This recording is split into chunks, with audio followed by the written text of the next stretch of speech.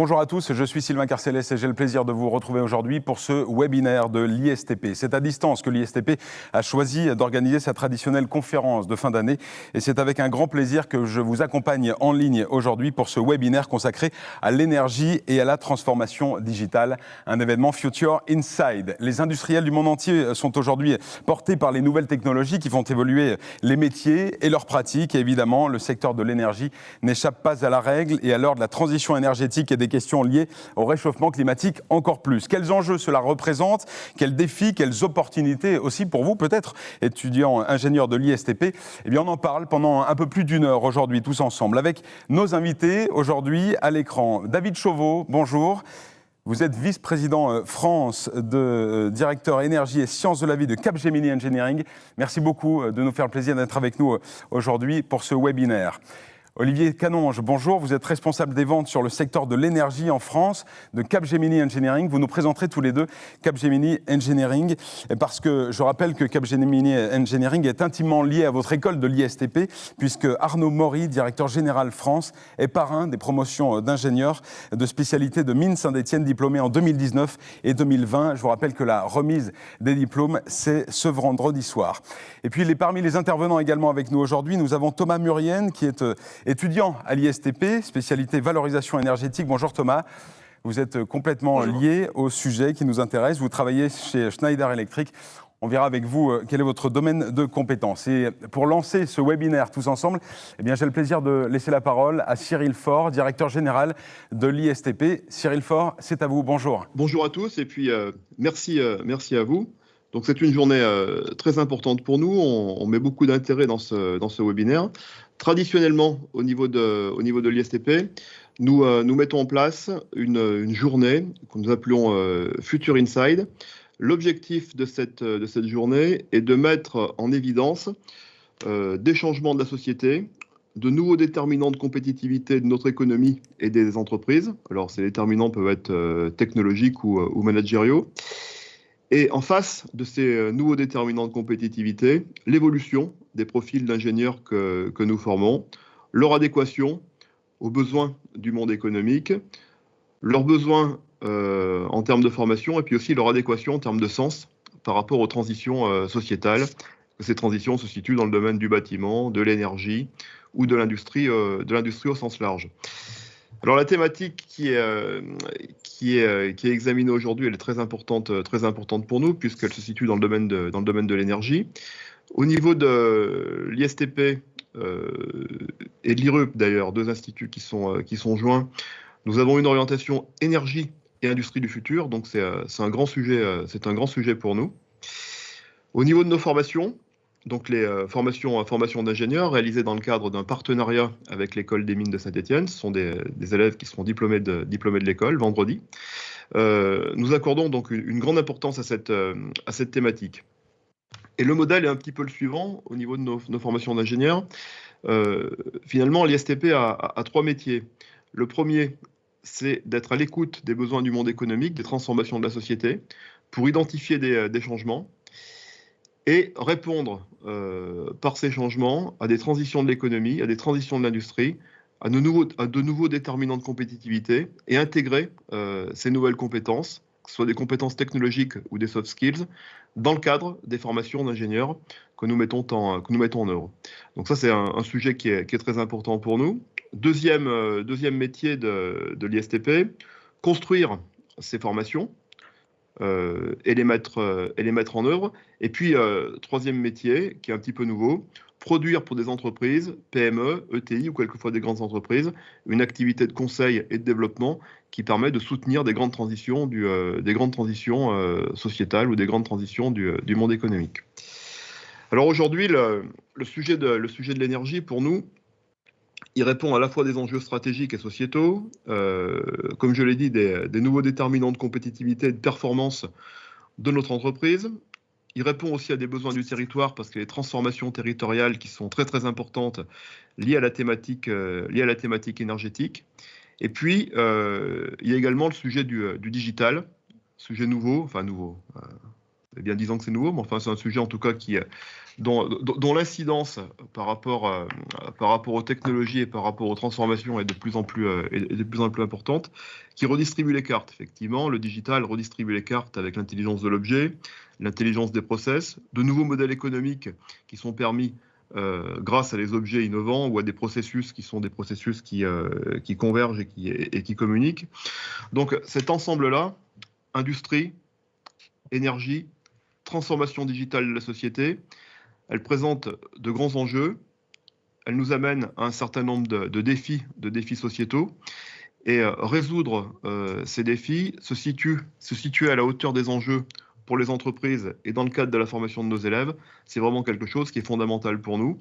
Ça nous permet de former les ingénieurs de demain, enfin d'aujourd'hui et de demain, des gens qui ont à la fois une vision des besoins du monde économique, de la quête de sens en termes de société et d'empreinte carbone des activités qui vont être conduites, et dans tous les cas, d'avoir un apport, une valeur ajoutée dans leur entreprise qui leur permettent réellement de les placer sur des sauts de compétitivité d'une manière générale. Donc, nous sommes très intéressés par le déroulé de cette journée, le déroulé de ce webinaire. Pour nous, il y a un gros enjeu.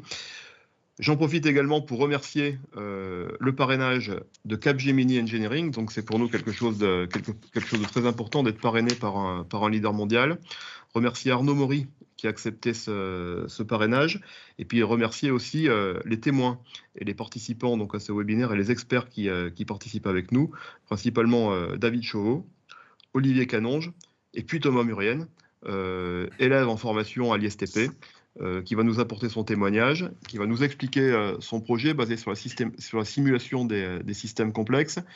Et tout l'intérêt finalement de cette intervention et de ces interventions, c'est pour nous à la fois de comprendre les besoins qui sont dictés par les transformations profondes de la société, en termes d'industrie, en termes d'énergie, mais également mettre en regard de ces transformations l'activité de l'ISTP et les projets qui sont conduits par nos élèves dans nos entreprises partenaires, pour vérifier finalement qu'il y a une synergie importante entre un dispositif de formation et un dispositif d'écoute des besoins du monde économique.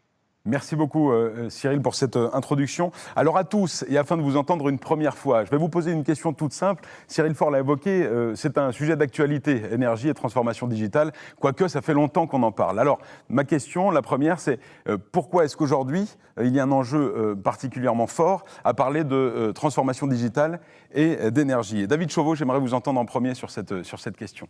L'enjeu, on l'a dit en introduction, c'est un enjeu sociétal. Aujourd'hui, tout le monde est conscient effectivement du réchauffement climatique. Donc, on sait qu'on a des enjeux immenses à apporter effectivement tout ce que peut faire le digital pour réduire notre empreinte carbone. Et c'est vraiment un des sujets qui est au cœur de l'activité de Capgemini Engineering et au cœur de nos préoccupations, tant en tant que managing director de cette structure, en tant que citoyen et en tant que père de famille. Merci beaucoup. Olivier Canonge, même question pour vous. Pourquoi est-ce véritablement un sujet majeur aujourd'hui, s'intéresser à la transformation digitale et à l'énergie ?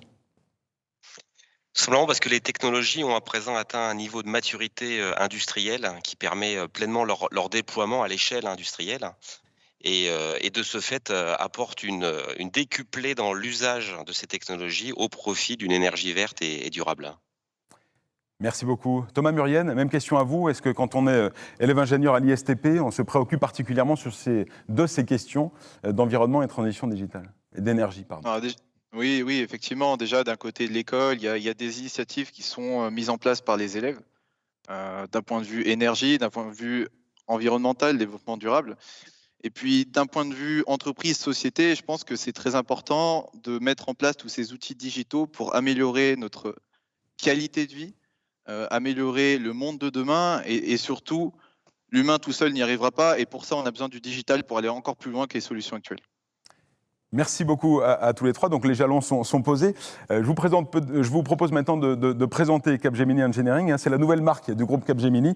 Et c'est vous, David Chauveau, qui allez nous présenter la marque Capgemini, s'il vous plaît.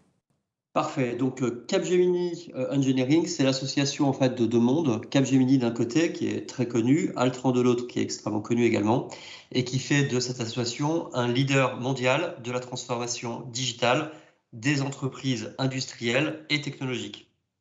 Donc Capgemini Engineering, c'est 52 000 collaborateurs partout dans le monde, dans 32 pays. Et pour bien comprendre la force de ce groupe, de ce qu'on appelle l'intelligent industry, c'est l'association d'un acteur Altran qui connaît parfaitement tout ce qui est process, opération chez nos clients industriels, et la force de Capgemini qui apporte tout ce qui est côté IT, côté data, avec une expertise qui est extrêmement forte. Ce qu'on constate aujourd'hui sur notre marché, et c'est vrai sur tous les secteurs d'activité, c'est qu'il y a une convergence entre la partie data et la partie industrielle. Donc, par exemple, si je prends souvent cet exemple pour expliquer ce qu'on fait, dans le domaine, par exemple, de l'automobile, il est évident qu'aujourd'hui, les enjeux de constructeurs comme PSA, Volkswagen, Renault, Co., ce n'est plus de concevoir des véhicules, hein, donc il y a bien sûr toujours une expertise très forte sur tout ce qui compose un véhicule, mais le vrai enjeu, c'est comment on utilise la data aujourd'hui pour créer de la valeur, pour faire un véhicule intelligent et pour imaginer de nouveaux business models. Si je prends un exemple toujours dans le domaine de la voiture, si vous êtes un fabricant de pneus, par exemple, on va dire très célèbre au niveau de Clermont-Ferrand, par exemple, vous pouvez imaginer aujourd'hui mettre dans vos pneus des capteurs, et donc par la technologie effectivement de tout ce qui touche à l'IoT, qui va vous permettre de voir en temps réel l'état des routes. Eh bien, si effectivement vous êtes capable de poser ces capteurs dans vos pneus, vous avez tout un nouveau business model à imaginer pour revendre effectivement ces datas à des acteurs comme par exemple Vinci pour pouvoir mesurer en temps réel l'état des infrastructures en France. Ce modèle, il est vraiment au cœur de la volonté effectivement de Capgemini en rachetant la société Altran il y a un peu plus d'un an pour une opération financière de plusieurs milliards d'euros, c'est de créer effectivement un acteur de ce qu'on appelle l'intelligent industry. Donc quelqu'un qui est capable à la fois d'avoir ce qu'on appelle le go-to-market qui permet de connaître l'ensemble des enjeux de nos clients industriels et connaître comment on capte et comment on utilise la data. Et dans le domaine de l'énergie, je vais laisser Olivier, qui est expert sur le domaine, vous parler de tout ce qu'on peut faire autour de la smart grid et tout ce qui est l'utilisation de la data dans le secteur de l'énergie. Absolument. Donc nous disions un peu plus tôt que les technologies étaient vraiment arrivées à maturité et on les voit de plus en plus se décliner dans les procédés de nos clients. Si on aborde quelques filières très fortes du marché français, on peut évoquer la filière nucléaire, qui est souvent perçue comme une industrie traditionnelle aux usages ancestraux basés sur la sûreté nucléaire, indispensable de fait. Mais aujourd'hui, pour atteindre des extensions de durée de vie pouvant aller jusqu'à 60 ans, les réacteurs ont besoin de se digitaliser, ont besoin de se durcir et bénéficient pleinement des technologies innovantes de ce qu'on appelle l'industrie 4.0, jusqu'au plus près du procédé. On pourra donner quelques exemples un peu plus tard, si vous le souhaitez. Qui sont les clients en termes d'énergie avec lesquels vous travaillez, Capgemini Engineering ? Alors, je propose de répondre à ce point-là. Et évidemment, en France, on a une chance exceptionnelle de compter parmi les plus grands leaders internationaux de cette filière. J'évoquais le marché du nucléaire. On peut citer quelques-uns des opérateurs les plus importants sur la place, EDF naturellement, mais également ce qui était autrefois le bloc Areva avec Orano, Framatome et Technip. Une partie dans le nucléaire civil, une partie dans le nucléaire militaire. Et puis, au-delà de cette partie filière nucléaire, nous avons de nombreux opérateurs tels que Total, qui est devenu Total Energy récemment, ou le groupe Engie, qui intervient aussi bien dans les aspects gaz que environnement et eau, avec Suez qui pour partie va rejoindre Veolia. Donc on a cette chance-là de compter parmi les plus grands donneurs d'ordre en France et bien sûr tous autant clients de Capgemini Engineering. Vous parliez d'intelligent industry tout à l'heure. Comment est-ce que se positionne Capgemini Engineering sur ce phénomène de l'intelligent industry ? Pour le coup, nous sommes un groupe assez exceptionnel de par l'envergure de notre portfolio d'offres qui part de l'ingénierie classique, ingénierie mécanique, électricité générale, installation générale, jusqu'aux aspects de disruption, usage des technologies innovantes. Et c'est la force du groupe Capgemini qui, historiquement, a travaillé sur ces aspects applications et qui est renforcé, comme le disait David, de la puissance d'Altran sur ces aspects ingénierie. Donc, de fait, on a cette possibilité-là de combiner un clé en main. On parle de end-to-end, aussi bien dans la conception et le design de produits, tels que de nouveaux réacteurs, que également dans l'usage de technologies innovantes pour accélérer le commissioning, par exemple, de réacteurs ou de gérer la vie de ces assets qui sont amenés à perdurer sur près d'une centaine d'années jusqu'à la remise au vert. Qu'attendent vos clients que recherchent-ils quand ils parlent de transformation digitale?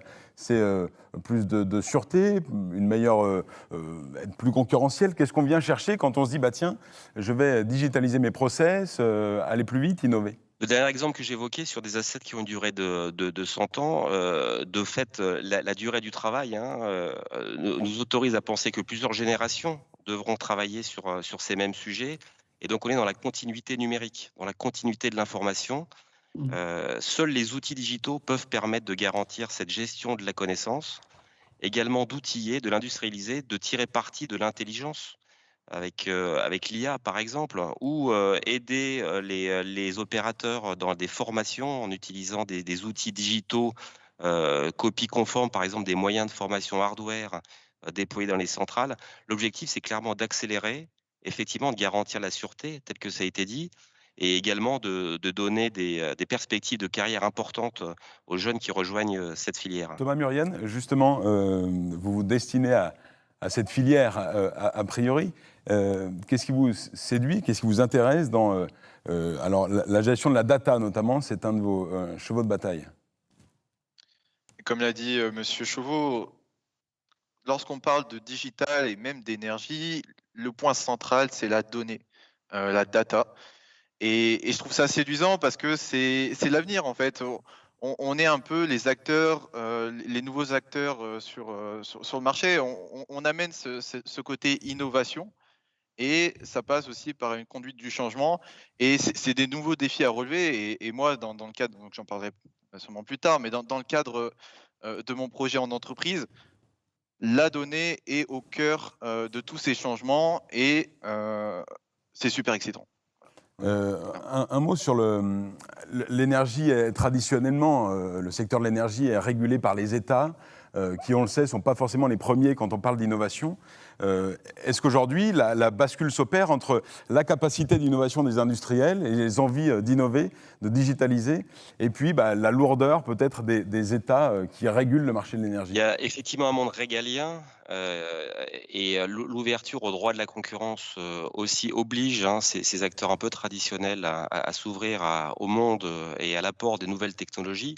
Mais typiquement, si on cite RTE ou Enedis, on se rend compte aussi que l'usage des nouveaux véhicules électriques, par exemple, et des besoins en capacité de recharge électrique ou d'éco-quartier pour gérer en autonomie sa consommation d'énergie au plus près des moyens de production d'énergie intermittente, par exemple. Tous ces sujets-là obligent complètement la plaque énergie à bouger pour se conformer aux exigences du troisième millénaire qui, de fait, est en route. Mais qui fait la loi aujourd'hui? Est-ce l'innovation, l'industrie, ou est-ce que les États arrivent malgré tout à garder la main sur le marché de l'énergie? Les donneurs d'ordre resteront toujours propriétaires de ces enjeux avec un regard très important. Il y a un contrôle et une capacité de stop des États. Et donc, la transformation digitale peut être un accélérateur en soi, mais ce n'est pas ces nouvelles technologies-là qui imposent le chemin que nous prenons, selon moi. Mais ouvert à débat pour tous. C'est un vaste débat. David Chauveau, un avis sur la question? Oui, mais je pense que les enjeux, ils sont à la fois côté État et côté entreprise. Si on prend par exemple un des derniers projets qu'on a gagné, j'espère, Olivier, que ce projet n'est pas confidentiel, je ne le crois pas. On a gagné un projet qui consiste à construire pour Stellantis. Donc Stellantis et Total ont créé une JV. Stellantis, c'est PSA, c'est anciennement PSA. Ils ont construit une JV qui a pour vocation de construire un parc de gigabatteries. On sait que ce parc de gigabatteries, c'est un enjeu à la fois économique pour eux, mais c'est un enjeu de souveraineté nationale puisque en fait, la question est de savoir qui sera capable demain, puisqu'on parle de véhicules intelligents et autonomes, d'être autonome en termes de construction de batteries. Et donc, on sait que la Chine, effectivement, se positionne sur le marché, que les US se positionnent sur ce marché, et il fallait que l'Europe puisse se positionner sur ce marché.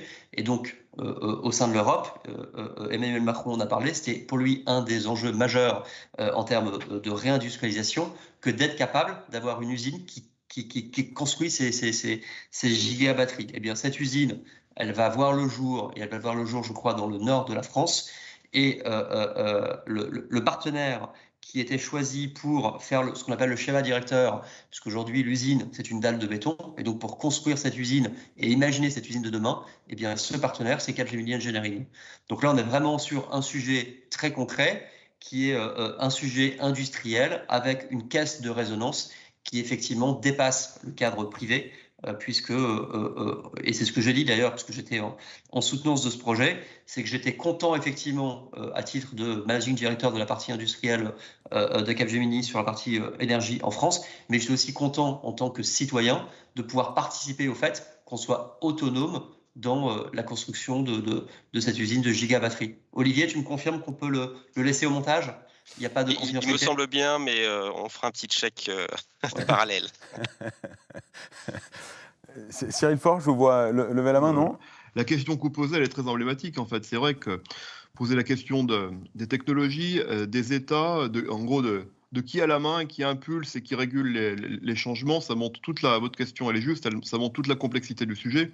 L'énergie, ça convoque la géopolitique, ça convoque le climat et l'empreinte énergétique, évidemment. Ça convoque la technologie, parce qu'il y a des choses qui sont rendues possibles ou non grâce à la technologie. Donc, vous voyez, c'est un sujet qui est quand même extrêmement pluriel. Et c'est un magnifique sujet d'ingénierie, puisque l'ingénierie, ça ne se réduit pas à la technologie. Les élèves qui intègrent nos formations sont des gens qui sont en quête de sens. Donc, non seulement ils souhaitent faire quelque chose de bien pour leur entreprise et qui supportent la compétitivité de leur entreprise, y compris des intérêts économiques, bien sûr, mais c'est aussi donner un métier avec un sens, avec une orientation, avec un bien fondé et une valeur ajoutée à la société, pourquoi pas à l'humanité. Et l'énergie, quand on répond à votre question, on peut soit y répondre d'un point de vue géopolitique, parce qu'évidemment, passer de l'électricité à des énergies basse carbone, c'est pas la même chose, et ça a quand même des conséquences sur le monde et des conséquences politiques. Donc, pour s'en convaincre, il suffit de regarder les investissements très très importants qui sont en train de se réaliser.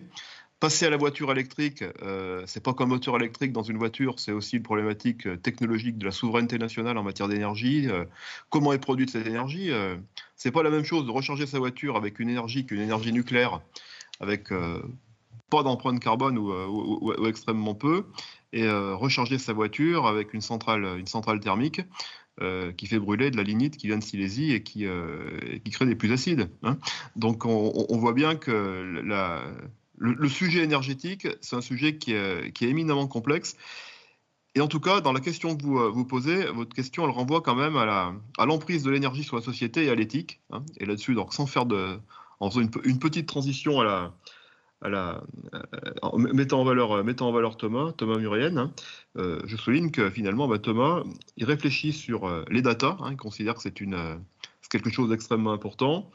Il simule les systèmes complexes à travers son projet, mais également il a une réflexion quelque part philosophique sur le sujet, qui n'est pas une réflexion uniquement technologique, puisque je souligne le fait qu'il a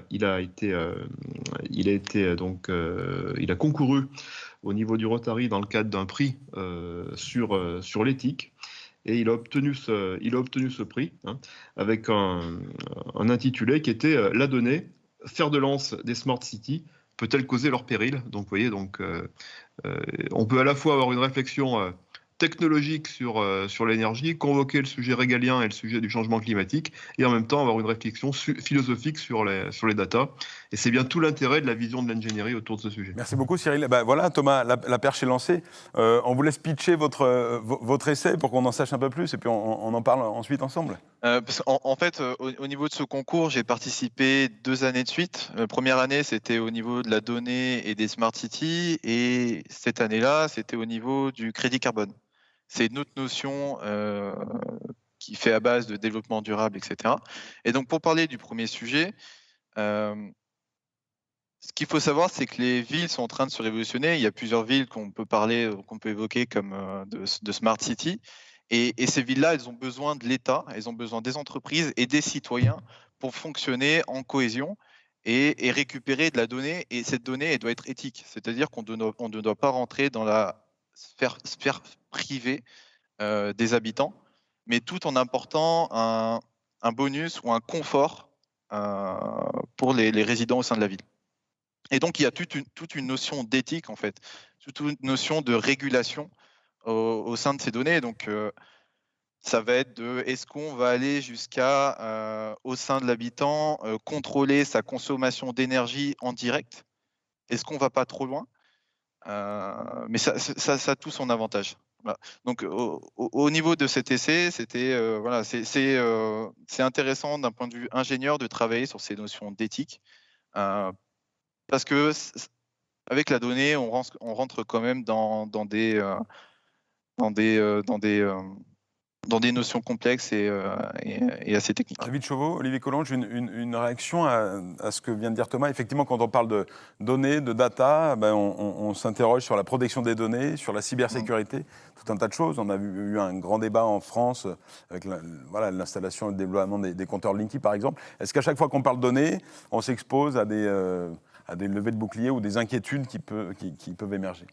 Vous avez cité par exemple le compteur Linky, qui est sans doute le smart meter le plus intelligent au monde, avec l'usage de données anonymisées, qui permet clairement d'améliorer la qualité du réseau et de détecter en anticipation, par exemple, des coupures à venir.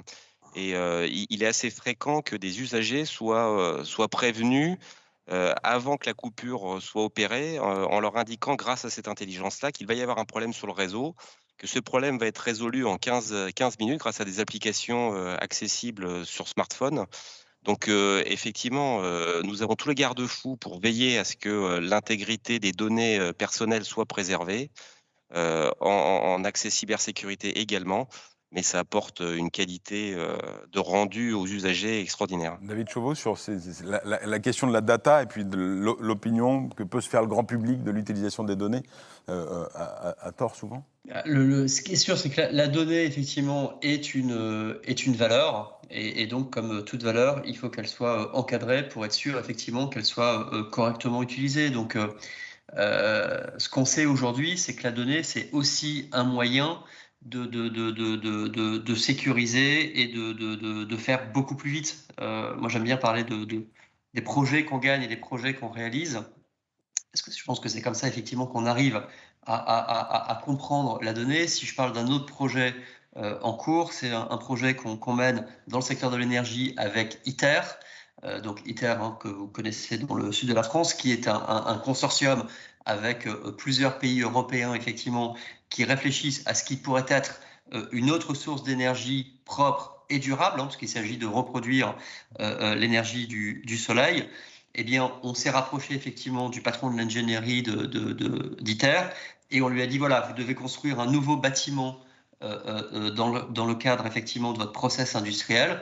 Nous, ce qu'on vous propose, ce bâtiment, c'est de le construire sous forme de jumeaux numériques, donc de récupérer l'ensemble des données que vous avez, de construire, et on l'a déjà fait pour Airbus, pour une usine en Espagne, de construire un jumeau numérique complet, ce qui va permettre effectivement, de gagner énormément en termes de temps de réalisation, puisqu'on va pouvoir tester vos process avant effectivement de les mettre en place. Moi, je parle souvent d'un autre projet qui m'a marqué, c'est la construction de l'EPR à Flamanville, qui est un sujet sur lequel Altran accompagne effectivement ce projet depuis de longues années. Mais effectivement, si on avait commencé par des jumeaux numériques, peut-être qu'on aurait eu un temps de développement beaucoup plus rapide. En tout cas, c'est le pari qu'on fait en accompagnant ITER sur ce sujet. Et on voit bien que la donnée, elle permet de gagner un temps phénoménal.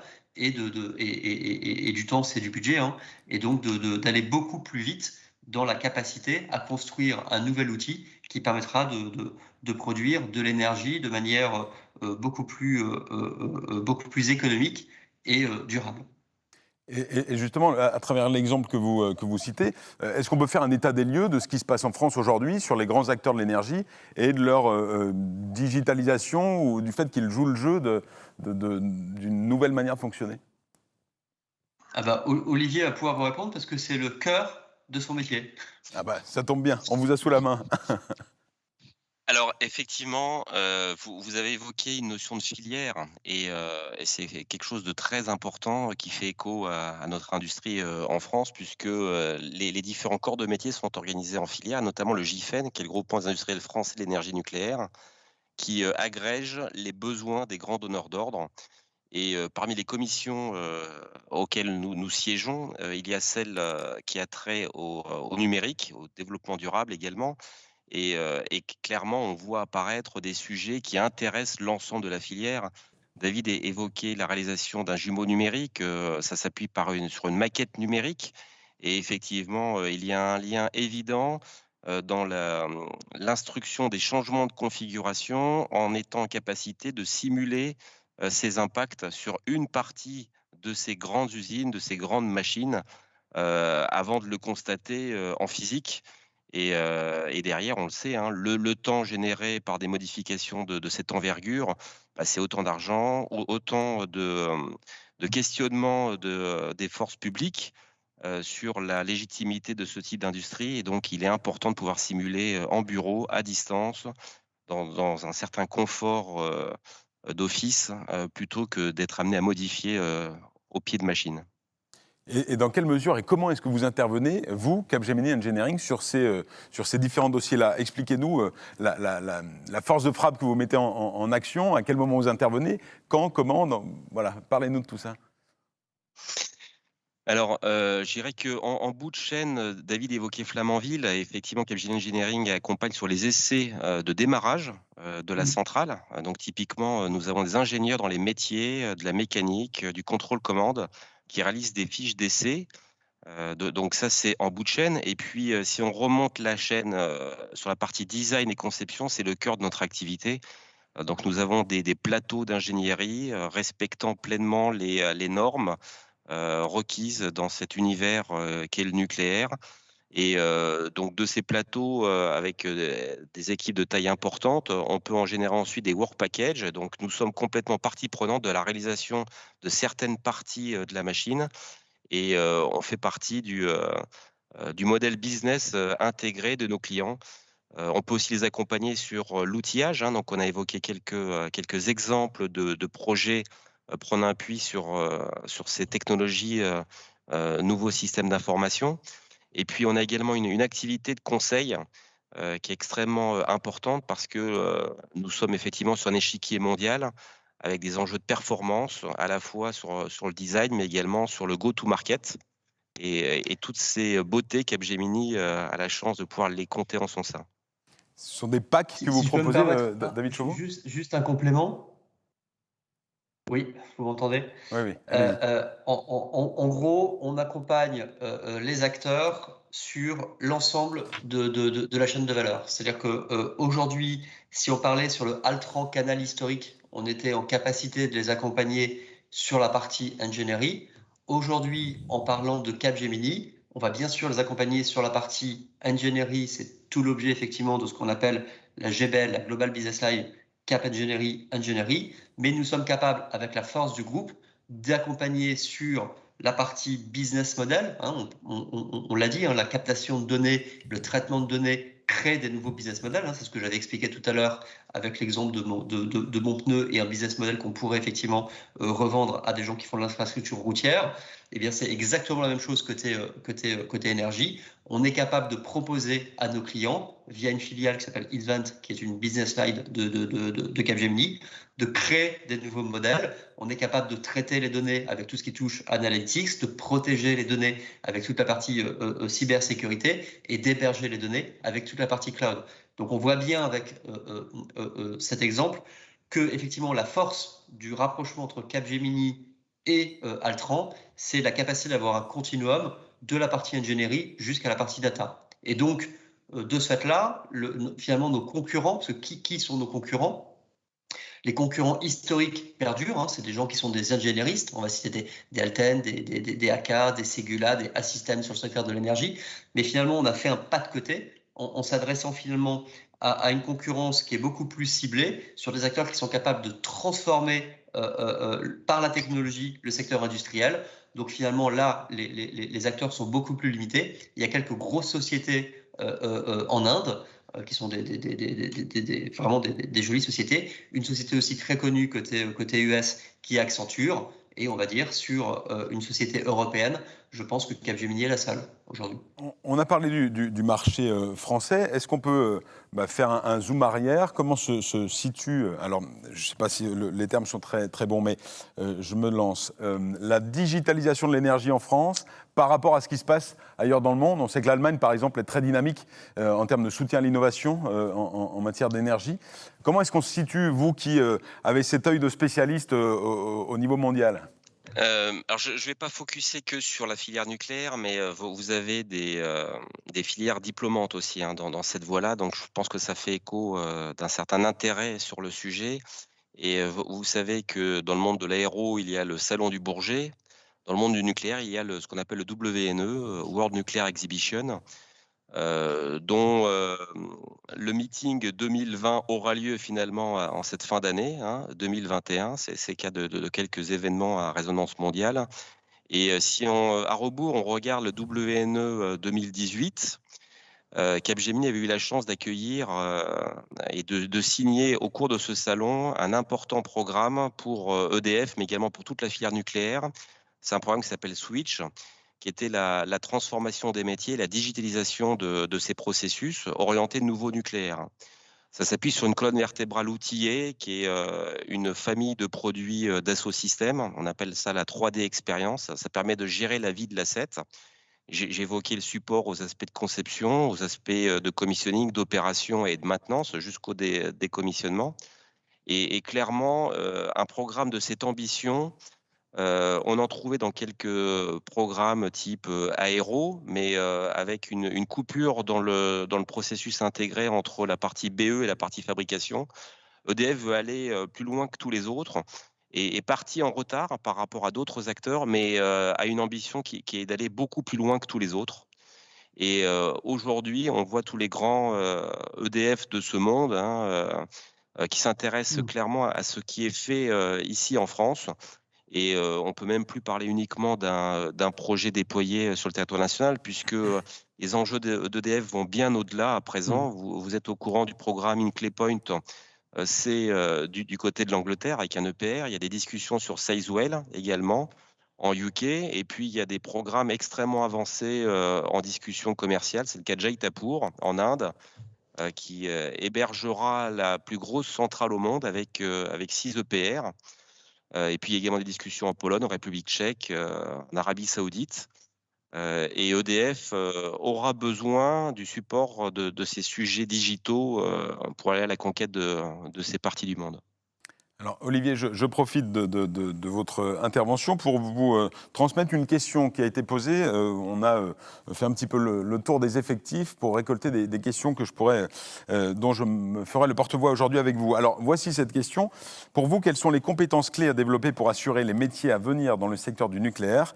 Et quels sont, selon vous, les métiers de demain? On est complètement sur ce que vous venez de nous dire. Alors, EDF a un atout et la filière associée, un atout unique qui est de pouvoir donner une très grande visibilité des besoins en consommation de ressources. Et c'est le cas pour supporter ces programmes internationaux, mais c'est aussi le cas en France, puisque vous êtes au courant par rapport au mix énergétique et par rapport au vieillissement de certaines centrales, il est question d'installer 3 paires de tranches d'EPR2, un EPR optimisé qui est aujourd'hui en phase de detail design. Et donc les besoins en compétences sont très partagés hein, par la filière. Donc dans la partie ingénierie, il est évident que tous les ingénieurs dans les métiers, notamment de mécanique, de calcul, d'installation générale, de sûreté, sont extrêmement recherchés et tous les besoins en capacité, notamment de transformation digitale, en intelligence artificielle, en robotique, et autres sont clairement un gage d'affectation sur des projets de demain. L'implication de Capgemini Engineering auprès des écoles, c'est aussi une question, et puis je profite de cette question liée à la formation et aux attentes du secteur pour demain. Quelle est la contribution, quelle est l'importance en tout cas que porte Capgemini Engineering aux écoles, l'ISTP, mais pas seulement d'ailleurs? Qui veut répondre? David Chauveau peut-être? Ouais, on est partenaire effectivement de quelques écoles et on essaye d'être le plus présent possible auprès des écoles d'ingénieurs parce qu'on est convaincu d'une réalité qui est une réalité factuelle, c'est qu'aujourd'hui, il n'y a pas suffisamment de compétences formées par rapport aux nombreux besoins qui émanent effectivement de la partie ingénierie. Donc plus effectivement on est à proximité des écoles, plus quelque part on peut expliquer ce qui est notre différenciation, d'accord, nos atouts pour pouvoir adresser les enjeux de demain. Et on sait une chose, c'est qu'aujourd'hui, comme j'essaye de vous l'expliquer depuis ce début de webinaire, l'association d'Altran et de Capgemini fait de Capgemini Engineering un acteur vraiment différenciant par rapport à des anciens concurrents qui étaient les sociétés de services, entre guillemets, traditionnelles. Donc on essaye d'être au plus proche, d'expliquer ce qu'on veut faire, et ce qu'on veut faire très clairement, c'est être un acteur incontournable du monde de demain. Il suffit de regarder sur les réseaux sociaux les publications de Eman Ezat, qui est le président effectivement de Capgemini, pour voir que tout ce qui touche au monde de demain, à travers le RSE notamment, est au cœur de nos préoccupations. Donc ce qu'on veut, clairement, c'est peser sur l'évolution de notre société. Et donc ça passe effectivement par de la communication auprès des écoles, parce qu'on sait que l'enjeu se situe effectivement là, puisque les étudiants qui vont être diplômés dans les quelques années vont faire leur choix de carrière dans les quelques mois qui viennent. Thomas Murienne, je vous voyais hocher la tête. Comment comptez-vous compter sur le monde de demain, vous? Le monde de demain nous attend en tant que... Parce qu'en fait, j'avais l'exemple dans un des projets où on met en place, donc ça parle de jumeaux numériques, on met en place un jumeau numérique, une copie virtuelle d'un bâtiment, et on veut représenter les caractéristiques thermiques de ce bâtiment. Et où on attend des nouveaux ingénieurs, des jeunes qui ont envie, la volonté d'apprendre des nouveaux outils digitaux, parce qu'on parle de transformation digitale, mais il faut que les nouveaux outils soient compris par les personnes qui les utilisent. Et donc ça, c'est un défi. Et où on nous attend, c'est d'être capable d'être assez agile, ouvert d'esprit, pour travailler avec ces nouveaux outils digitaux qui sont développés par les nouvelles entreprises pour améliorer le monde, en fait. Donc nous, on est là parce que, on nous attend parce qu'on veut apporter cette jeunesse et cette capacité à travailler avec les nouveaux outils qui vont nous entourer bientôt. Et vous, c'est quoi votre job? Vous êtes ingénieur simulation chez Schneider Electric. Qu'est-ce que vous faites au juste? Ouais, mon job, il se sépare en deux. Donc, dans un premier temps, comme on le sait, donc, moi, je suis dans une équipe un peu de recherche, mais recherche assez appliquée, sur des sujets liés à l'analytique et l'intelligence artificielle. Et lorsqu'on travaille avec des sujets d'intelligence artificielle, il faut beaucoup de données. C'est pour ça que je parle de la donnée, c'est qu'il en faut énormément. Et lorsqu'on veut développer un algorithme de machine learning, il va falloir faire entrer des millions et des millions de données. Et actuellement, dans le bâtiment, en tout cas dans l'énergie bâtiment, on ne les a pas. C'est très difficile à avoir. Et moi, l'un des premiers sujets, c'est de développer du coup des bases de données qui vont servir à alimenter des composants qui sont développés par l'équipe. Donc, comme exemple de composant, on va dire un composant qui va venir calculer la production prévisionnelle d'une centrale photovoltaïque, donc un jour en avance. On va avoir aussi des outils de conception microgrid. Donc là, on parlait d'énergie, etc. avec l'État, mais Schneider a un rôle un peu plus bas qui va être plus proche du bâtiment, donc la gestion d'énergie directement au bâtiment. Donc création base de données. Et mon autre sujet d'étude, c'est plutôt travailler sur la simulation, donc un outil digital, et venir représenter un bâtiment, son jumeau numérique thermique. Et ça va permettre d'aller beaucoup plus loin qu'actuellement, et donc de combiner ce jumeau numérique avec des données réelles pour faire du monitoring, et voilà, créer des outils de gestion intelligents comme Linky, pour venir déterminer des erreurs potentielles, etc., du fault detection. Cyril Faure, je voudrais vous entendre sur ce qu'a dit David Chauveau tout à l'heure. On le sait, vous l'avez dit en préambule, l'ISTP s'adapte aux besoins futurs pour tenter de former les ingénieurs de la meilleure des manières possibles. Comment est-ce qu'on fait au vu de la vitesse à laquelle tout va pour répondre au présent à chaque fois et anticiper les besoins dans 5, 10, 15 ans? Écoutez, Sylvain, vous l'avez assez bien résumé dans les 3 questions que vous avez posées, et puis dans les réponses qui ont été apportées par David, Olivier et Thomas, en fait. Hein. Vous avez posé une question sur le nucléaire, une question sur la proximité entre les écoles et les entreprises, et une question sur comment Thomas allait peser, influencer, bien vivre dans l'industrie de demain et dans l'énergie de demain. Bah, vous voyez, 3 manières sur ces 3 sujets. Bon, sur l'ingénieur, peser, influencer, exister dans les entreprises de demain. Alors, nous, on est très fiers de former des ingénieurs, et notamment des ingénieurs comme Thomas, parce que ingénieur, c'est quelque chose de particulier, en fait. Hein. Bon, c'est pas vraiment un métier, c'est un titre. Hein. Ça amène à peu près à tout.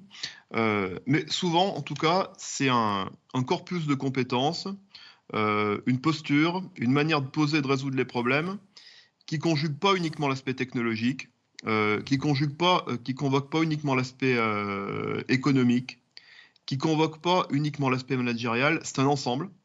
Et je crois que l'ingénieur, il a plusieurs dimensions. Il a une dimension évidemment technologique, scientifique, qui est importante, hein, qui est quand même un peu l'épine dorsale de ce titre.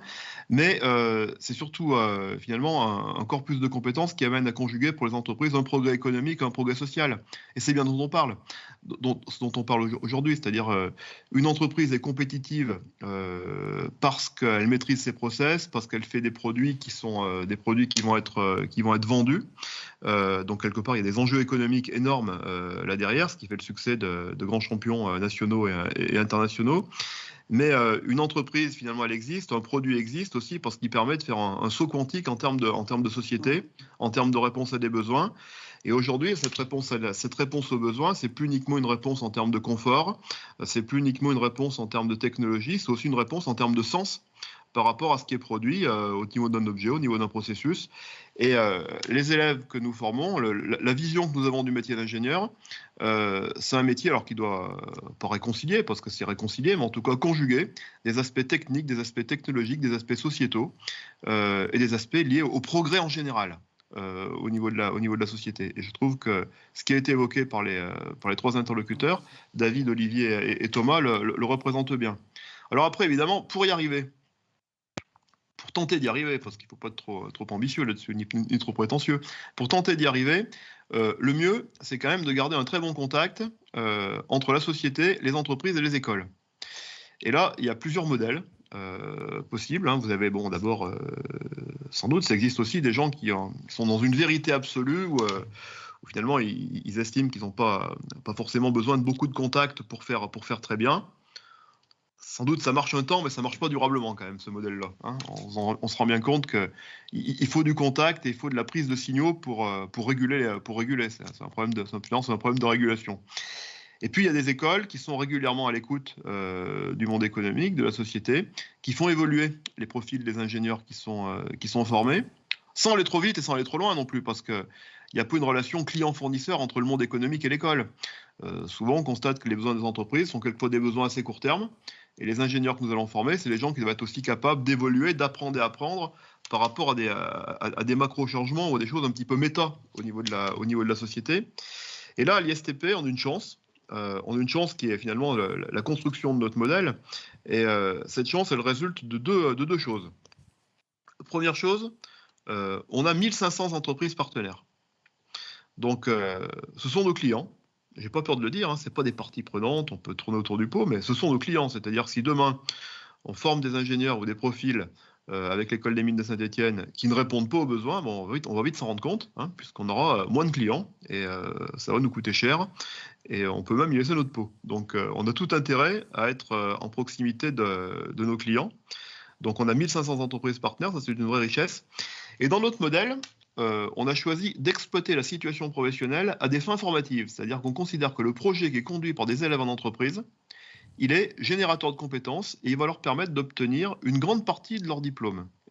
Donc ça, pour y arriver, on a une cinquantaine d'ingénieurs tuteurs, donc des ingénieurs diplômés de différentes écoles avec différentes expériences et salariés à temps plein de l'ISTP, qui sont dans les entreprises aux côtés des élèves et qui participent à la conduite d'un projet, qui aident l'élève à décoder l'environnement de son entreprise, et qui aident l'élève à conduire son projet dans une logique de résultat pour l'entreprise. Et ça, plus que de l'écoute économique type grand soir, type biblio, etc., ce contact permanent, quotidien, d'une cinquantaine de collaborateurs de bon niveau avec 1500 entreprises clientes et partenaires, d'une manière ou d'une autre, ça challenge, ça rend aussi modeste sur les aspirations, mais c'est quelque part quelque chose de très très positif pour appréhender ces besoins des entreprises. Et sur le sujet particulier du nucléaire, ça c'est très emblématique. Le nucléaire, c'est une industrie de sûreté. Longtemps et toujours, d'ailleurs, cette industrie a été très liée à des principes de sûreté rodés sur des technologies plutôt anciennes, plutôt éprouvées, plutôt maîtrisées. Et aujourd'hui, on peut se poser la question des nouvelles technologies dans le nucléaire sur les sujets qui sont quand même des sujets très dynamiques, avec une accélération forte au niveau technologique. Est-ce que ces technologies sont compatibles avec la sûreté? Et est-ce qu'elles sont compatibles avec des process installés à long terme? Oui, puisque aujourd'hui, on peut faire des simulations, on peut faire des jumeaux numériques, on peut faire tout un tas de choses. Et l'apport du digital, finalement, à l'énergie nucléaire, c'est un apport non seulement de compétitivité, mais c'est aussi un apport de sûreté. Les deux peuvent se conjuguer grâce au digital. Et puis, on peut même imaginer qu'il y a des sauts de société qui vont être faits. Aujourd'hui, alors c'est pas tout à fait le sujet d'aujourd'hui, mais avec les systèmes téléopérés, la robotique, l'intelligence artificielle, la vision numérique, il y a sans doute tout un tas de phases de maintenance, voire de réparation de centrales nucléaires qui vont pouvoir être réalisées sans intervention humaine. Donc, cette limite du nucléaire, qui est finalement le fait d'exposer des gens à des doses nucléaires, va sans doute se réduire dans le temps, voire s'annuler, grâce à la technologie. Donc là, on voit bien, si vous voulez, que éthique, sûreté, enjeu national d'une fourniture d'une énergie propre, digital et engineering grâce à des champions mondiaux comme Capgemini Engineering, c'est les choses qui se conjuguent très bien. Merci beaucoup, Cyril. Olivier Canonge, je suis obligé de vous faire réagir à ce que vient de dire Cyril Faure. En fait, je suis pleinement aligné avec ce qui a été dit et j'ai un exemple qui m'est arrivé en tête lorsqu'on parlait du débit de dose et de la sécurité des opérateurs. Capgemini a réalisé un projet qui répond exactement à ça, utilisé par des équipes dans le bâtiment réacteur à l'occasion d'opérations de maintenance massive.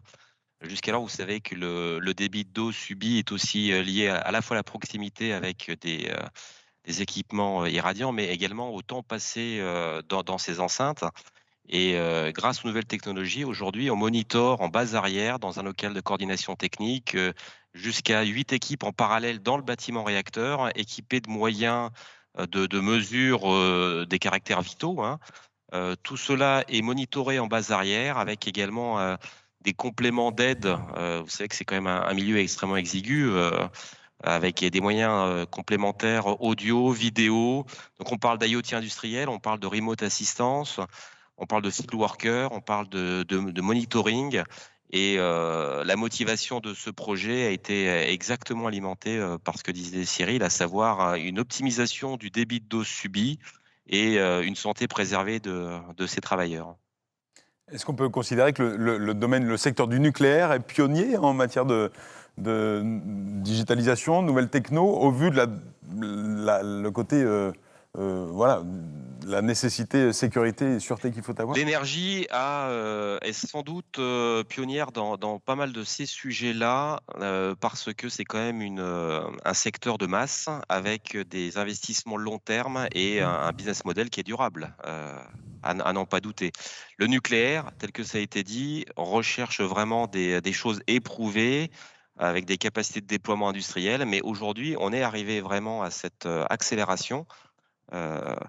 Donc oui, en tout cas, je vois tout plein de programmes d'innovation et de R&D lancés auprès de tous nos acteurs clients. Si on fait un petit peu de la prospective, si on se projette, à quoi pourrait ressembler le secteur de l'énergie dans 10-15 ans, d'après vous? Alors 10-15 ans, vu les durées de vie Et l'accélération, ce ne sera pas forcément révolutionnaire par rapport à ce qu'on connaît, mais malgré tout, si on voit le futur, il est évident que les véhicules électriques seront généralisés, que du coup les usages de transport de l'énergie et distribution de l'énergie auront été complètement modifiés. Ensuite, on n'aura plus du tout d'énergie carbonée telle qu'on peut encore en compter. Ce sera vraiment l'heure des énergies décarbonées. Le nucléaire aura sa part dans ce mix énergétique, tout comme l'eau, le vent, le soleil. J'espère que des programmes comme ITER évoqués par David auront donné satisfaction parce qu'effectivement, d'un point de vue déchets de la filière, on serait quand même sur quelque chose de nouveau. Mais juste pour rebondir sur cette partie-là et les 10 ans, il faut savoir qu'ITER, ça veut dire la voie en latin. L'objectif, c'est en 2028 d'être capable d'allumer une ampoule et donc de créer plus d'énergie que ça n'en consomme. Et après ITER, il y aura quelque chose qui s'appelle DEMO, qui sera encore plus gros, mais démo, c'est pour démonstrateur. Et la première centrale similaire verrait le jour en 2100. Donc, on est vraiment sur des énergies très long terme, à la mutation évidente. Vous êtes sollicité de manière hyper fréquente, j'imagine, sur des projets hyper novateurs. Je pense aux bâtiments positifs et des choses comme ça. Est-ce que vous avez constaté une recrudescence des projets sur lesquels vous vous positionnez, qui pourraient faire office de Tour Eiffel dans les prochaines années, de vrais gros projets, David Chevaux? Alors, Smart Building, Smart City, Smart, c'est évident que ça s'accélère de façon exponentielle. On en a encore à des phases d'expérimentation sur des territoires donnés, pas encore de passage à l'échelle massive. Mais oui, on a la chance de vivre à cette époque-là et de voir un nombre de cahiers des charges effectivement en permanence croissant. On a peu parlé jusqu'à présent, quoique, d'environnement. La question revient auprès des étudiants de l'ISTP qui ont voulu s'adresser à vous aujourd'hui. Comment intégrez-vous les enjeux Green IT dans vos activités ? Pour apporter un bout de la réponse, peut-être. Bon, d'abord, ce qu'on appelle Green IT, c'est informatique vert et durable. C'est évident qu'il y a un apport de la partie technologie et de l'information et de communication dans cette empreinte, avec un angle à la fois écologique et sociétal. David, tout à l'heure, parlait de notre président Emanezat, qui place effectivement la lutte contre le changement climatique comme l'une des priorités du groupe, avec une ambition partagée dans les médias qui est la zéro émission nette d'ici 2030.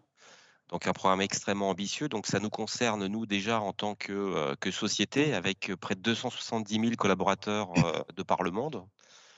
Donc un sujet assez massif. Et puis, on a aussi la possibilité d'accompagner nos clients pour les aider à atteindre leurs propres ambitions en matière d'empreinte carbone. Et il est évident que la technologie, aujourd'hui, les y autorise. Et à l'heure où le monde de la data est pointé du doigt de manière régulière, voici une question. Certains prévoient que dans une dizaine d'années, les data et applications numériques pourraient représenter la plus grosse consommation électrique de la planète. Est-ce qu'une prise de conscience vous semble-t-elle d'actualité? Et je la lie à une autre question qui vous est posée. La maîtrise énergétique devra-t-elle passer par l'utilisation de moins de données et moins d'applications?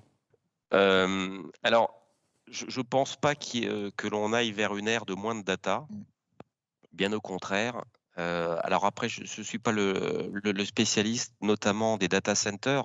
Ça fait partie des métiers de Capgemini, d'héberger les infrastructures de nos clients et de les exploiter, de les maintenir.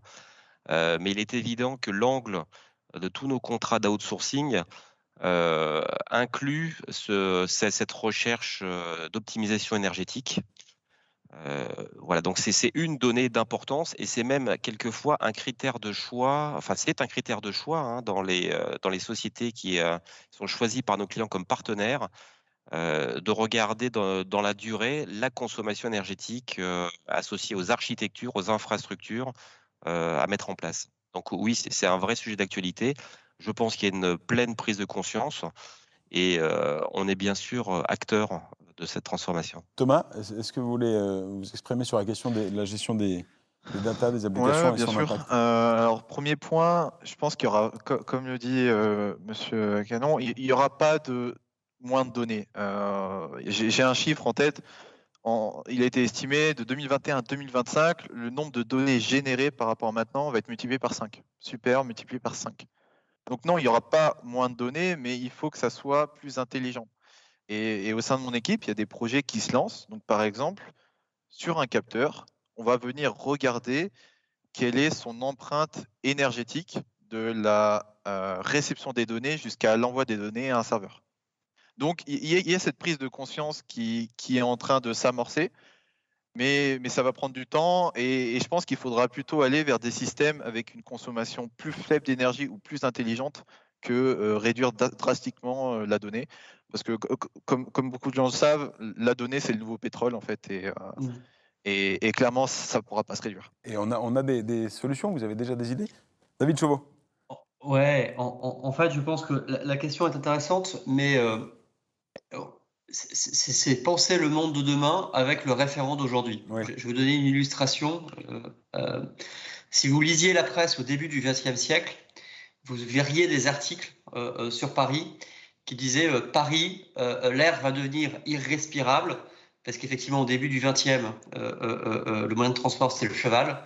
Et donc, il y avait du crottin de cheval partout dans Paris, de plus en plus de crottins. Et donc, les Parisiens disaient, voilà, dans 20 ans, on ne pourra plus respirer à Paris. Et puis 20 ans après, il y avait l'automobile et on pouvait très bien respirer à Paris. Donc ça veut dire que la data, la question n'est pas de question sur est-ce qu'il y aura de la data dans 20 ans ou pas. Oui, et il y en aura encore sans doute plus. Si on prend l'IoT qui est un domaine qui explose, il y aura de plus en plus de data. Par contre, face à ça, il y aura eu des sauts technologiques. Je reprends ce qu'a dit Cyril Fort tout à l'heure. Il a dit on est sur un saut quantique. Effectivement, c'est le cas. Le monde de demain, le monde aujourd'hui s'accélère. Ça, je pense que et c'est un sujet qui est aussi bien philosophique que technologique. Il y a une accélération du monde. Donc, le monde de demain sera beaucoup moins consommateur d'énergie. Et je pense que les gens, d'ailleurs, pourront se dire, tiens, nos parents partaient en avion pour 30 € en Tunisie et brûlaient du kérosène. Ça leur semblera complètement dingue. Si vous regardez la mobilité dans le domaine de l'aéronautique, on est sur des schémas qui sont extrêmement disruptifs. Donc, le monde de demain sera extrêmement différent. Oui, la data consommera de l'énergie, mais face à ça, il y aura des secteurs entiers de l'économie qui en consommeront beaucoup moins. Donc, je pense qu'il est toujours difficile de penser au monde de demain avec les données d'aujourd'hui. Un mot sur l'hydrogène. Une autre question. Que pensez-vous de l'hydrogène dans le secteur des transports? La place de l'hydrogène dans le secteur des transports? C'est un des sujets sur lequel on est le plus en recherche de R&I, donc de recherche d'innovation. Tout à l'heure, Cyril Fort a dit quelque chose qui, je pense, est parfaitement ajusté à notre vision. L'ingénieur, c'est quelqu'un qui répond à un double enjeu, un enjeu technologique et un enjeu sociétal. C'est quelqu'un dont le maître mot pourrait être effectivement le mot progrès. Donc, pour travailler effectivement sur cette notion de progrès, côté Capgemini Engineering, entre deux missions, on propose à nos ingénieurs de travailler sur des sujets de recherche et d'innovation. Donc, des sujets qu'on ne porte pas pour des clients, mais qu'on porte pour nous-mêmes. Alors, il y a des sujets sur lesquels on travaille avec des clients. J'en donnais un qui est concret, et je pense que pour beaucoup de gens, ça serait une découverte. Si vous voyez le petit véhicule que Citroën a sorti qui s'appelle l'Ami, qui est, vous savez, un véhicule qui est fait pour des petits trajets effectivement urbains. Ce véhicule, il a été construit intégralement, je dis bien intégralement, c'est-à-dire que la seule chose qu'on n'ait pas fait, c'est le cahier des charges, par des équipes de Capgemini Engineering. Donc effectivement, on travaille sur des sujets de recherche. Je pourrais citer un autre exemple. On travaille actuellement avec Hyperloop, qui a son centre de R&D sur Toulouse et qui imagine le train du futur, un train sans frottement, ce qui permet d'avoir une consommation énergétique moindre. Mais on travaille aussi en propre pour des sujets qui touchent à l'hydrogène, parce qu'on est persuadé effectivement que l'hydrogène est une solution pour répondre aux enjeux technologiques et sociétaux du monde de demain. Et peut-être qu'Olivier peut en dire un mot sur la partie hydrogène. Bon, je dirais que bien évidemment, c'est vraiment un sujet du futur et d'ores et déjà du présent. On a évoqué les enjeux également de Gigafactory un petit peu plus tôt pour des batteries surpuissantes. et la filière hydrogène ça intéresse clairement tous nos clients, hein, que ce soit EDF qui a créé une société filiale. On voit également des projets réseau sur la partie sud du territoire national, regroupant des investissements Total et Engie. Enfin, oui, clairement, je crois qu'il y a près de 300 compagnies et organisations aujourd'hui en France qui travaillent sur ces sujets-là. Et c'est une révolution qui démarre d'ores et déjà. Thomas, est-ce que l'ingénieur simulation Schneider Electric a quelque chose à nous dire sur l'hydrogène? Pas grand-chose de obligé. plus. Je pense que effectivement l'hydrogène, ça va être une thématique à prendre en compte dans l'avenir. C'est encore en stade de développement. Il y a des essais qui se font. On peut voir sur des voitures à hydrogène qui réalisent déjà des parcours. Il y a d'autres constructeurs qui le mettent plus en avant que d'autres, comme Toyota. Mais c'est encore en phase de développement et je pense effectivement à l'avenir il faudra faire avec. Mais de ce que j'ai pu comprendre, c'est pour l'instant le coût énergétique pour produire de l'hydrogène est pas encore plus rentable. Donc ça va passer par de l'innovation et pourquoi pas de la transformation digitale. Je reprends la liste des questions qui vous sont posées. Je n'ai pas tout cité, tout donné. Une question concernant les transitions. Alors, je vous la cite. Les transitions environnementales et digitales génèrent de nouvelles approches en termes de conception et pilotage de bâtiments et d'aménagement des villes. Quels sont les enjeux en termes de compétences pour Capgemini Engineering afin d'adresser dans les problématiques de Smart City et de Smart Building? On y a un peu répondu. Et si vous voulez répondre à nouveau à cette question en synthétisant. Ce qu'on peut dire, c'est qu'un bâtiment intelligent est un bâtiment qui sait ce qu'il consomme, il sait calculer sa prévision de charge, il connaît sa capacité à délester, sa capacité à stocker et à produire, il est complètement connecté avec le grid avec lequel il travaille. Toutes les informations sont normées par des protocoles standardisés. Protégé dans un domaine certes public mais sécurisé et qui arrive ensuite dans le cloud avec une plateforme capable de gérer des big data. Voilà en gros ce vers quoi on va lorsqu'on évoque le Smart City via le Smart Building. Une autre question pour vous, l'énergie de demain, en 3 mots, c'est quoi? Vous avez 3 mots chacun. Durable, propre, sécurisé. Ça marche. David Chauveau? Allez, je pique le durable. Politique. C'est-à-dire, je pense que c'est un enjeu politique avant tout. Et elle est verte, on espère. Merci. Thomas? Je dirais renouvelable, que ça soit innovant et intelligent, ça va ensemble. Et data, données, toujours plus. Il y a une chanson d'Enrico Macias, hein, données. Cyril Faure, sur ces 3 mots. Bon, je dirais société pour pas dire politique, parce qu'on voit bien que c'est un sujet qui transforme la société. Et les sociétés, ça changera notamment les rapports nord-sud et la géopolitique aussi, hein, puisque tout ce qu'on est en train de se raconter sur le nucléaire, les énergies fossiles, change des rapports quand même assez fondamentaux au niveau géographique et politique. Deuxième chose, j'aurais dit...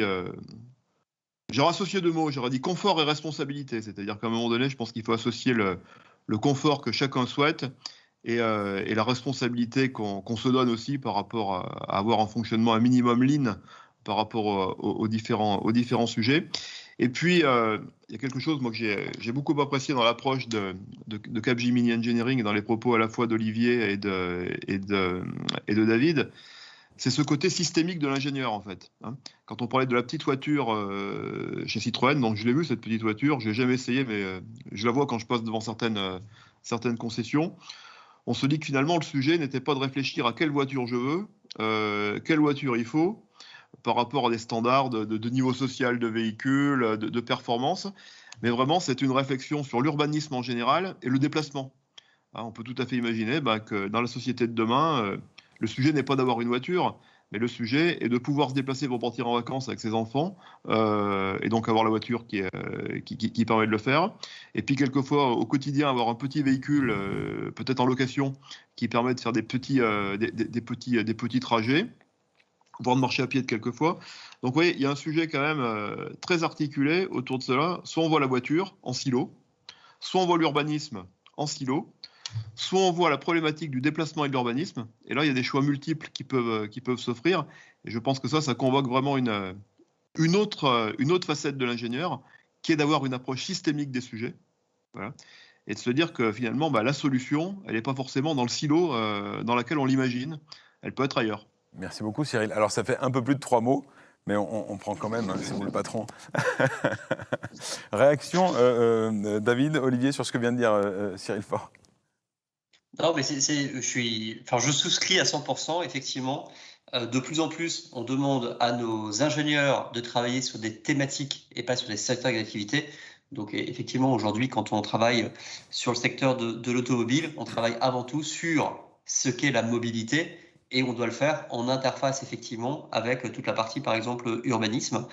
Et dans le même temps, pour reprendre les termes de notre président, c'est du en même temps, le métier de l'ingénieur a été transformé. C'est-à-dire que la Covid a eu cet avantage que de nous faire accélérer la partie remote, donc la partie télétravail. Donc aujourd'hui, on va dire que il y a quelques années, ce qui était le plus compliqué pour un métier d'ingénieur consultant, c'est la question de la mobilité géographique. On lui offrait une mobilité sectorielle, mais en revanche, il y avait une certaine forme de mobilité géographique pour être au cœur effectivement de l'activité de nos clients. On voit là qu'il y a une révolution, vraiment une révolution, un changement de paradigme qui s'est opéré avec le Covid, qu'on travaille maintenant quasiment à 60-70% en flex office, en remote. Donc, ce qui veut dire qu'on n'a plus cette contrainte-là, c'est-à-dire que le consultant ingénieur qui habite Saint-Étienne, Lyon, Paris, Aix-en-Provence ou je ne sais où, il peut rester là où il est et avoir cette activité de consultant qui lui permet effectivement de passer d'une thématique mobilité à une thématique énergétique, à tout ce qu'offre effectivement le champ d'action d'une société comme la nôtre. Donc, on est vraiment dans un monde qui change. Et justement, vous avez constaté évidemment depuis 1 an et demi et le Covid et puis nos habitudes qui changent. Vous avez constaté qu'il y a de nouvelles idées qui émergeaient sur le fait qu'on soit chacun un peu éloigné ou que vos ingénieurs consultants soient éparpillés un peu partout. Est-ce que ça génère de nouvelles idées ? Oui, l'idée, c'est notamment effectivement de pouvoir favoriser le télétravail pour permettre effectivement de s'affranchir de la matrice géographique qui, quelque part, est limitante. C'est-à-dire qu'aujourd'hui, quelqu'un qui, par exemple, vit à Toulouse, s'il a envie de faire de l'aéronautique, c'est super, c'est parfait. Si demain, il dit « je veux faire de l'automobile », il doit se déplacer. C'est-à-dire qu'il doit déménager et d'aller de Toulouse à Paris, par exemple. Aujourd'hui, grâce effectivement au télétravail, un consultant qui, à Toulouse, peut faire un projet d'1 an, de 2 ans dans l'aéronautique et ensuite, tout en restant toulousain, peut travailler sur un sujet qui touche à l'Hyperloop, donc au train de demain, qui touche à EDF, qui touche à ITER, qui touche à tous nos clients énergétiques, par exemple. Et ça, c'est une vraie révolution. Vous en avez un peu parlé, quoique. Est-ce que le pouvoir public et la force politique consultent des ingénieurs consultants de Capgemini Engineering sur leur politique énergétique ou pas ? Ce qu'on peut dire, c'est que chaque année, on a un observatoire sur l'énergie au niveau mondial, qui s'appelle le WEMO, qui est porté par Philippe Villiers et Colette Leviner, notamment cette deuxième personne qui quelquefois participe à des plateaux télévisés comme expert énergie, qui est présidente des actionnaires minoritaires d'EDF, me semble-t-il. Et qui est également consultante pour Capgemini et qui a été dans sa vie d'avant une patronne d'Orano. Bon, voilà, ce que je veux dire, c'est que ce WIMO est un observatoire des usages au niveau mondial de ce qui se fait dans l'énergie et des tendances. Et naturellement, à la fois nos clients s'y intéressent et des pouvoirs publics. Donc oui, on est très très ancré sur ces sujets. Qui dépasse nos frontières, de fait, et donc on y apporte une attention toute particulière. Je voulais également juste rebondir sur la question précédente, également pour faire le lien avec le monde du travail. Et une entreprise comme Capgemini en France, sauf erreur, va recruter près de 6000 personnes en 2021. Donc c'est quand même un chiffre énorme. Et ce que je souhaitais rajouter, c'est que notamment les jeunes embauchés à présent choisissent aussi Capgemini pour sa politique RSE. Ça devient un critère discriminant dans la recherche d'une entreprise pour un jeune embauché. Voilà, et donc ça reboucle, je trouve, assez bien avec notre enjeu ce jour. Le sens, donc, c'est ça. Il faut du sens Mmh. quand on postule. Tout à fait. Alors justement, on profite de vous avoir. Vous nous dites 6000 postes en 2021. David Chauveau, Olivier Canonge, quelles sont les qualités requises? Qu'est-ce que vous conseilleriez à un postulant qui souhaite intégrer Capgemini Engineering et de manière générale, au vu de votre parcours, avant d'en arriver là où vous êtes? Parmi les qualités importantes, je dirais qu'il y a une certaine curiosité. Parce que je pense que quand on sort du monde d'étudiants, du monde scolaire, et lorsqu'on rejoint une entreprise comme Capgemini, il y a plein de choses à découvrir, plein d'opportunités, et il faut surtout rester extrêmement ouvert parce que là où vous allez évoluer peut être très différent de ce que vous imaginiez préalablement. Ensuite, il faut une certaine résilience au sens où, alors, Capgemini est un groupe extrêmement résilient et donc ses collaborateurs doivent l'être également, à savoir, on travaille sur des clients aux enjeux importants, aux missions stratégiques. Alors, certes, la mobilité a un petit peu évolué ces derniers temps, tel que le disait David, mais globalement, on est une entreprise dans laquelle on peut faire carrière et donc il faut se projeter aussi durablement dans notre société. Ensuite, je dirais qu'il faut un certain talent. On vise à être le leader des leaders et donc à ce titre, tous ceux qui nous rejoignent constatent un niveau global extrêmement appréciable. Voilà, donc, et puis après, on a tellement de métiers différents qu'on peut être une terre d'accueil pour des ingénieurs dans différentes spécialisations. Donc je dirais bienvenue à vous. On sera heureux de vous accueillir. David Chauveau. En complément, bien sûr, il faut des compétences techniques. Et là, on s'adresse à une école d'ingénieurs, mais pas que. Déjà, on peut ne pas être technique. Alors moi, j'ai jamais été consultant. Je suis rentré sur la partie commerciale, mais moi, je suis littéraire de formation et j'ai fait des études de psychologie. Et j'évolue dans un monde d'ingénieurs. Aujourd'hui, on recrute de plus en plus de gens qui ont des doubles compétences, des compétences techniques, mais qui peuvent être également ethnologues, qui peuvent être sociologues, qui vont avoir effectivement une curiosité. Donc, et Olivier l'a dit, moi, si je devais mettre deux termes, je dirais curieux. Il faut vraiment avoir une forte curiosité et l'envie d'apprendre. Voilà, c'est-à-dire que on ne recherche pas des experts.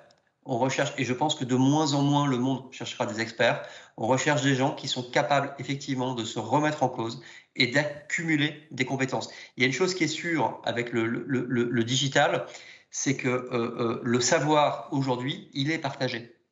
Aujourd'hui, si vous voulez faire quelque chose, vous tapez sur Google, vous trouvez le savoir. Par contre, ce qui n'est pas accessible à tout le monde, c'est cette envie d'apprendre, cette envie effectivement d'aller chercher la compétence, d'aller chercher la connaissance. Et c'est ça qui nous intéresse. Des gens qui ont envie d'aller la chercher et qui sont curieux. Thomas Murienne, sur ces prérequis dont viennent de parler Olivier Canonge et David Chauveau. Totalement aligné avec ce qui vient d'être dit. Pour moi, le terme d'agile, ça devient de plus en plus important, d'être capable de se renouveler. Puis, comme vous en avez parlé, il y a tellement de sujets diversifiés que si on n'est pas curieux et capable de rebondir, d'apprendre à nouveau, à travailler sur des nouveaux sujets, on ne peut pas s'en sortir. Donc, effectivement, il faut être agile, curieux, savoir s'intéresser à tout et être capable de rebondir sur des nouveaux sujets. Donc, totalement aligné. Messieurs, il est temps de conclure ce webinaire. Donc, ce qu'on va faire, je vais vous laisser la parole, les uns après les autres. Nous terminerons par Cyril Faure, si vous le voulez bien.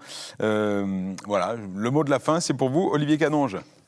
Écoutez, merci pour cet échange que l'on a pu avoir avec un questionnement bien placé. Heureux d'avoir passé ce temps avec vous. Belle école, belle promotion et belle carrière à vous tous. Thomas Murienne.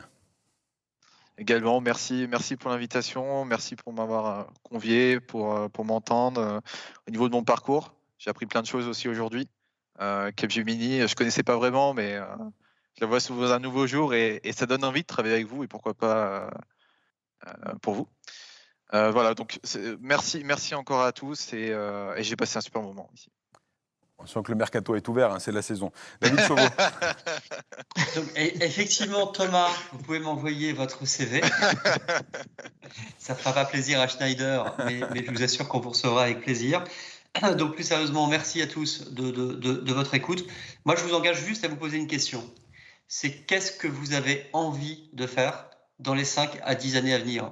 C'est-à-dire que l'envie, pour moi, c'est vraiment quelque chose de primordial. Il y a une citation qui dit que quand on fait les choses avec goût et envie, le reste n'est qu'une question de détail. Et c'est vraiment quelque chose auquel je crois. Donc, posez-vous la question. Et si effectivement, vous avez envie de rejoindre une société comme la nôtre, eh bien, venez. Et si vous n'avez pas envie, ne venez pas. Voilà. Il faut vraiment que vous posiez cette question. Et nous, en tout cas, on est prêt à vous accueillir et à vous faire grandir dans ce métier, effectivement, d'ingénieur qui me semble effectivement orienté, comme l'a dit Monsieur Faure, sur la notion de progrès. Merci beaucoup, David Chauveau. Et Cyril Faure, je vous laisse le mot de la fin. Écoutez, on apprend tous les jours. Hein. Moi, c'était très enrichissant, en tout cas, cet échange. Je connaissais bien naturellement Capgemini Engineering, un grand nom.